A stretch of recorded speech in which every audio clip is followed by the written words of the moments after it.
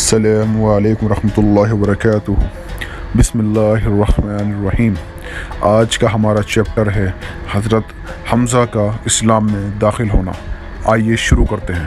مکہ میں ایک اور قریش کے ظلم و ستم کی چکی برابر مسلمانوں کو اپنی لپیٹ میں لے رہی تھی، وہیں دوسری طرف پیغمبر اسلام حضرت محمد صلی اللہ علیہ وسلم اور آپ کے ساتھیوں کا صبر اور جماعت دیکھ کر سماج کے بہترین انسان بھی کھنچ کھنچ کر اس مظلوم قافلے میں شریک ہوتے جا رہے تھے، یعنی سماج کے بہترین لوگ اسلام قبول کر رہے تھے۔ ایک دن کی بات ہے اور یہ نبوت کے 6 سال کا واقعہ ہے کہ حضور صلی اللہ علیہ وسلم صفا کی پہاڑی پر بیٹھے ہوئے تھے۔ ابو جہل وہاں پہنچ گیا۔ اس نے نبی صلی اللہ علیہ وسلم کو پہلے گالیاں دیں، اور جب نبی صلی اللہ علیہ وسلم نے گالیاں سن کر بھی چپ رہے تو اس نے حضور صلی اللہ علیہ وسلم کے سر پر پتھر پھینک کے مارا، جس سے آپ کے مبارک سر سے خون بہنے لگا۔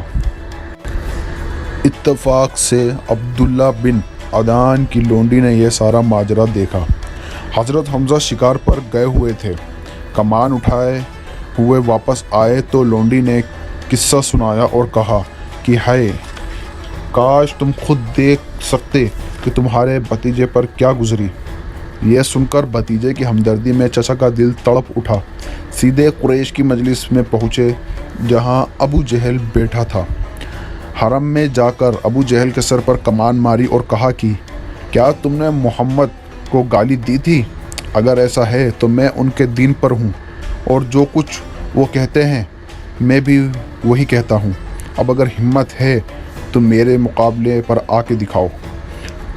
اب ابو جہل کی حمایت میں بنی مخزوم کا ایک شخص مجلس سے اٹھا، مگر ابو جہل نے اسے یہ کہہ کر روک دیا کہ جانے دو، میں نے ابو عمارہ کے بھتیجے کو بہت گندی گالیاں دی ہیں۔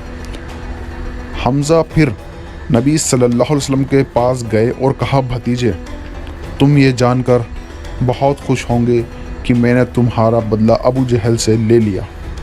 نبی صلی اللہ علیہ وسلم نے فرمایا، چچا، میں ایسی باتوں سے خوش نہیں ہوا کرتا۔